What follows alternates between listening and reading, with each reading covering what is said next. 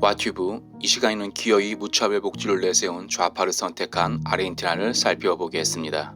아르헨티나 대선에서 무차별 복지를 내세운 일명 모두의 전선 알베르토 페르난데스 후보가 48% 득표율을 얻어 아르헨티나 국민은 고통을 이겨내야 한다며 아르헨티나 복지병을 고치려 했던 현 마크리 대통령을 여유있게 따돌리고 당선을 확정지었습니다.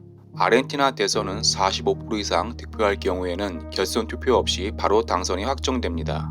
그럼 왜 아르헨티나 국민은 4년 만에 다시 좌파 대통령을 선택했을까요? 아르헨티나는 오랜 시간 좌파 정치인들이 득세하는 나라로 그 시작은 1940년대부터 아르헨티나를 지배했던 일명 페론주의가 있습니다.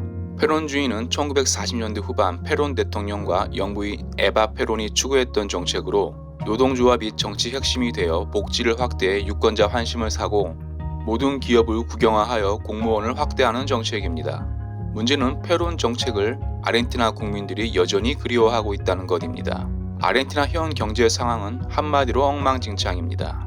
아르헨티나 주가는 8월 12일 하락을 거듭해 무려 38% 폭락했고 페소화 가치는 무려 14% 평가절하했습니다. 아르헨티나 국채 또한 25% 폭락했습니다.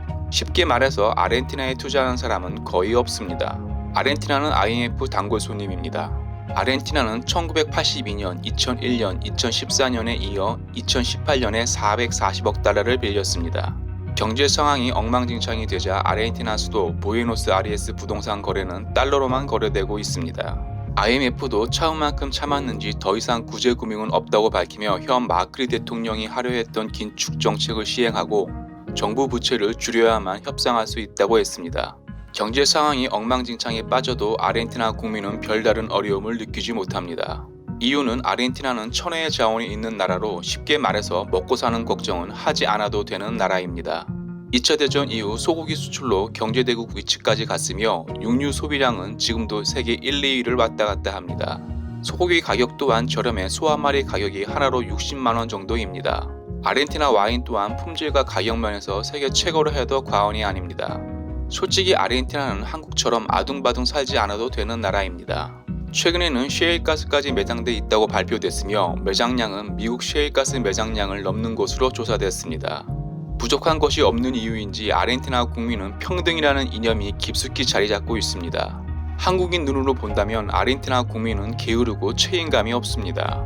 나랏빛이 늘어도 아무도 뭐라 하는 사람이 없습니다.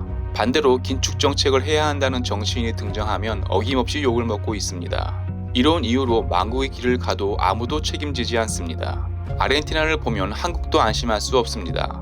한국도 실업급여 개정 적자가 2020년에는 1조를 넘을 것으로 예상되고 한국 젊은이들의 꿈은 민간기업에서 일하는 것보다 아르헨티나 젊은이들처럼 공무원이 되는 것입니다. 쉽게 말해서 돈 벌어오는 사람보다 국민 세금으로 사는 사람이 더 대접을 받는다는 것입니다. 공무원은 있어야 합니다. 하지만 공무원이 꿈인 나라는 아르헨티나처럼 반드시 망한다는 것을 한국인들은 잊지 말아야겠습니다.